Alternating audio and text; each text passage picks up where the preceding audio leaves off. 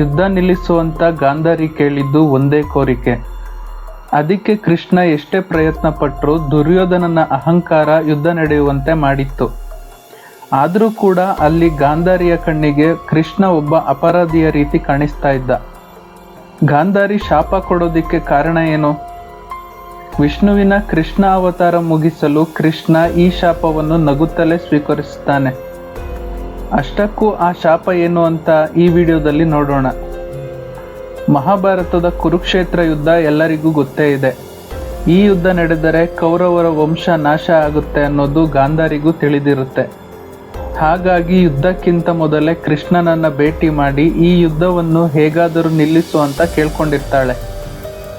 ಅವಳ ಮಾತಿನಂತೆ ಕೃಷ್ಣನೂ ಸಹ ದುರ್ಯೋಧನನ ಬಳಿ ಮಾತಾಡಿರ್ತಾನೆ.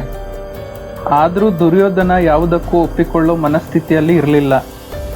ಕುರುಕ್ಷೇತ್ರ ಯುದ್ಧದ ಕೊನೆಯಲ್ಲಿ ದುರ್ಯೋಧನನ ಸಾವಿನ ನಂತರ ಗಾಂಧಾರಿ ಯುದ್ಧ ಭೂಮಿಗೆ ಬರ್ತಾಳೆ.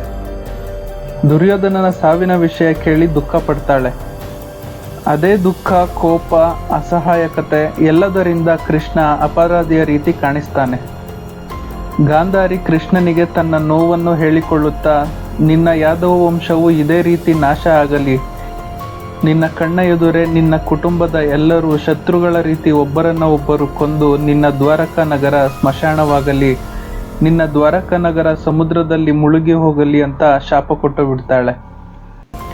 ಇದೆಲ್ಲವನ್ನು ಕೇಳಿಸಿಕೊಳ್ತಾ ಇದ್ದ ಕೃಷ್ಣ ನಗುತ್ತಲೇ ಆ ಶಾಪವನ್ನ ಸ್ವೀಕಾರ ಮಾಡ್ತಾನೆ.